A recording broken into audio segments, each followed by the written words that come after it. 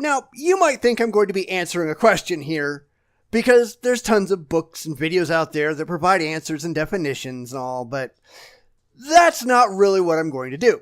In fact, I really have to ask that question because depending on how you define the word, I personally fall into different camps. So I thought I'd just throw it out there for my viewers. What is agnosticism, and how do you personally view it? If we take the definition of agnosticism, we find that the term agnostic is derived from two Greek words, a meaning no, and gnosis meaning knowledge. Literally, an agnostic is a person who claims to have no knowledge. Now, often agnostics apply this lack of knowledge to the existence of God, and in this case, an agnostic is one who does not affirm or deny the existence of God. But I've got a problem with that because absolutely no one, no matter how strongly they might claim to have knowledge of gods, nobody has any. Now, I don't buy for a second that knowledge can simply be claimed.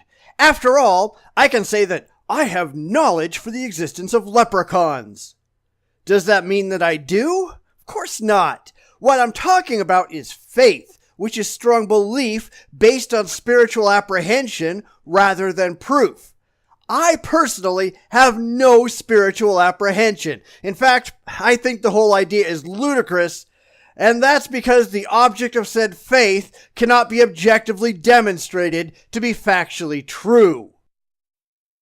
So, the whole idea that anyone has any knowledge of any gods is ridiculous on its face. Nobody does. And that means that following that definition of the word, everyone is an agnostic because nobody has any knowledge of a god or gods. But that makes the word pointless. Why bother using a term that applies equally to everyone who's ever lived?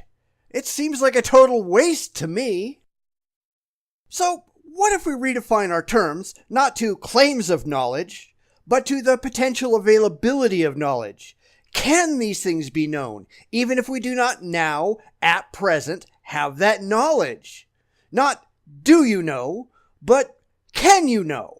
Is it possible to achieve that knowledge in theory, or are we doomed to forever be in the dark regarding the existence of gods? And that seems like a much more reasonable question to me. But taking that question, I would definitely fall into the Gnostic camp, because not only do I think that knowledge about gods is, at least theoretically, possible, but I'd actually have to have it in order to believe in any of the various gods that man has come up with. I cannot have blind faith in anything. I accept what the evidence shows, and I go where it leads for anything. I accept that everything is provisional, and accept all propositions as such. Therefore, there is no absolute, inviolable truth that can never be changed no matter what. Everything is always up in the air to a certain degree, and as we find more evidence, what we think is the most reasonable explanation can and often does change. That's simply how the world works. So, under this definition, I would be Gnostic. And I find this a much better, more useful definition of the word than the first, for reasons I've already gone into. The fact is, we can go back to T.H. Huxley, the British biologist who coined the term in 1884, who said that he invented the word agnostic to denote people who, like himself, confess themselves to be hopelessly ignorant concerning a variety of matters about which metaphysicians and theologians, both orthodox and heterodox, dogmatize with utmost confidence. Yet I'm not hopelessly ignorant on anything. Hopeless ignorance is something that you impose on yourself. You can go find out, or at least try to find out, the truth to any proposition. Get off your ass? Go do it. I totally reject the idea that we're hopelessly and inherently ignorant of anything, unless we choose to be. Just because we don't have information doesn't mean we can never have information if we just look. But by that same token, we can't simply hold fanciful beliefs about things that we simply do not have information on just because it makes us feel good. And that's what religion is. It's belief in things where belief isn't warranted for irrational, emotional reasons.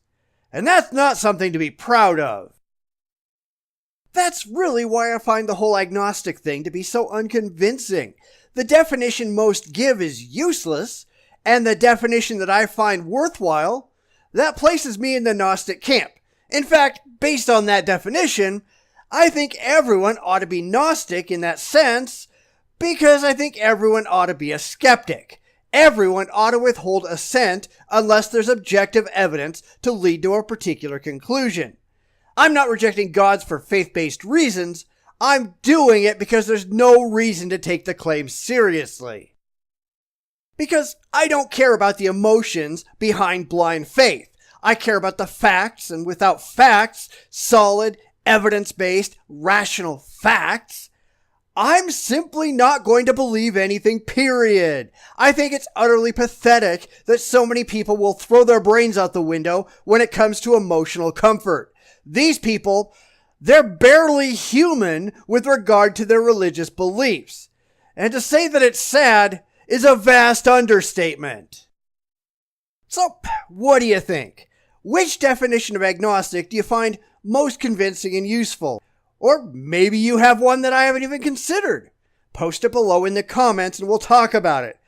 I just think that so many use agnostic to cover their own laziness. I don't know. Well, nobody knows. Get off your ass and go look.